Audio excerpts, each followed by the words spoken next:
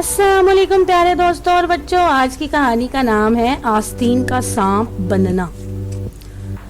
बहुत दिन पहले की बात है। मुल्क यूनान पर एक बादशाह हुकूमत करता था।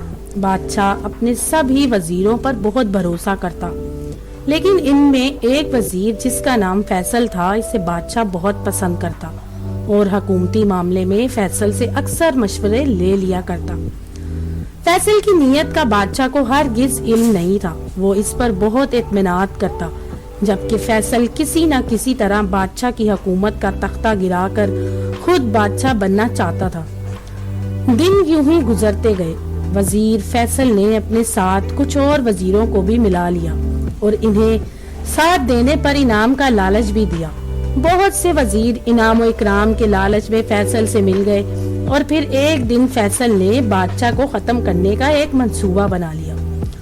हुआ यूं कि बादशाह अपनी रियाया का हाल मालूम करने के लिए अपने वजीरों के साथ एक काफले की सूरत में बाहर निकला तो वजीर फैसल ने बादशाह से कहा, बादशाह सलामत, करीब ही जंगल में बड़े ही नायाब तीतर आए हुए हैं, क्यों ना इनका शिकार किया जाए।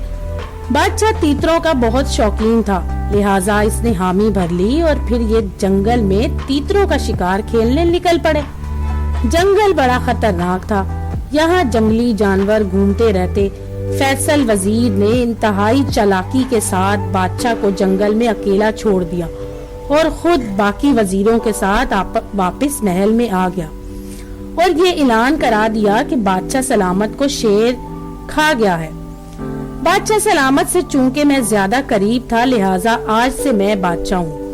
कुछ दूसरे वजीर जो बादशाह के वफादार थे अफसोस करने लगे और मजबूरन उन्होंने फैसल को ही अपना बादशाह तस्लीम कर लिया।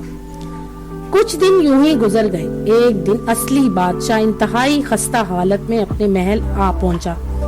अब जो वजीरों ने देखा कि बादशाह तो जिंदा है तो इनको खलबली बन गई, जबकि बादशाह के वफादार वजीर खूब खुश हुए।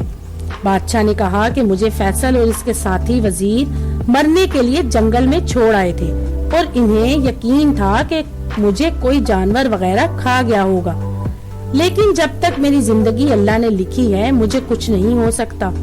मैंने फैसल पर सबसे ज्यादा एतमाद किया, मगर यही आस्तीन का सांप निकला। ये कहकर बादशाह ने फैसल वजीर को अपने इसके दीगर साथियों के साथ कैद में डाल दिया।